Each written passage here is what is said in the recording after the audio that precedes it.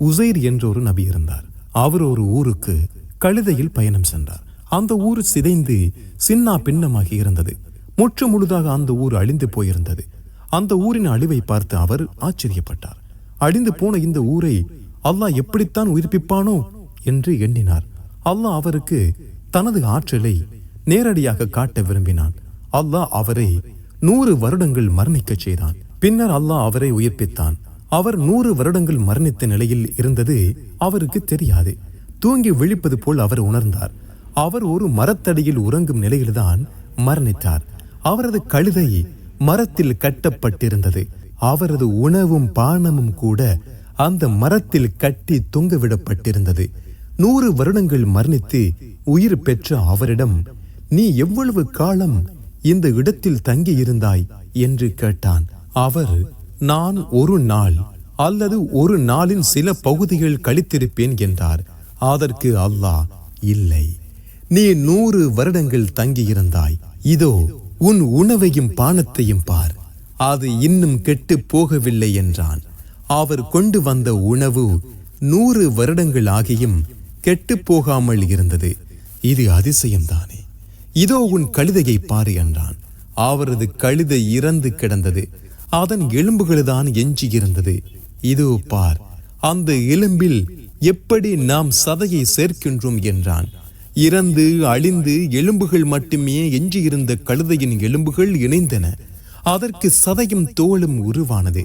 அது உயிர் பெற்றது.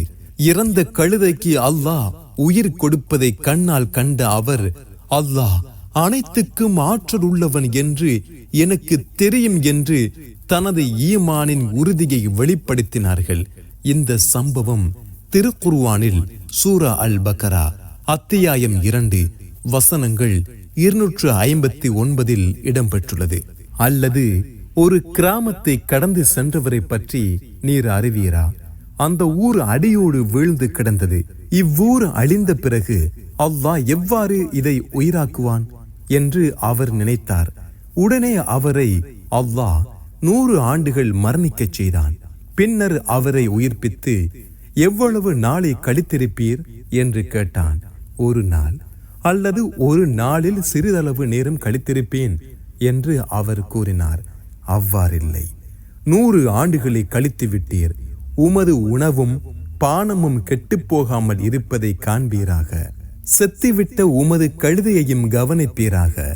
மக்களுக்கு உம்மை எடுத்துக்காட்டாக ஆக்குவதற்காக இவ்வாறு செய்தோம். கழுதையின் எலும்புகளை எவ்வாறு திரட்டுகிறோம் என்பதையும் அதற்கு எவ்வாறு மாமிசத்தை அணிவிக்கிறோம் என்பதையும் கவனிப்பீராக என்று அவன் கூறினான். அவருக்கு தெளிவு பிறந்த போது அல்லாஹ் அனைத்து பொருட்களின் மீதும் ஆற்றலுடையவன் என்பதை அறிகிறேன் என கூறினார். நாமும் மரணித்த பின் அல்லாஹ் எங்களை உயிர் கொடுத்து எழுப்புவான். அதன் பின் எமது நல்லறங்களுக்கு பரிசும் தவறுகளுக்கு தண்டனையும் வழங்குவான். இதை மனதில் கொண்டு நாம் இந்த உலகில் வாழ வேண்டும். நம்மை படைத்த அந்த அல்லாஹுவுக்கு நாம் மரணித்த பின்னர் மீண்டும் நம்மை உயிர் கொடுத்து எழுப்புவது இலகுவானதுதான் என்பதை நாங்கள் உணர்ந்து கொள்ள வேண்டும்.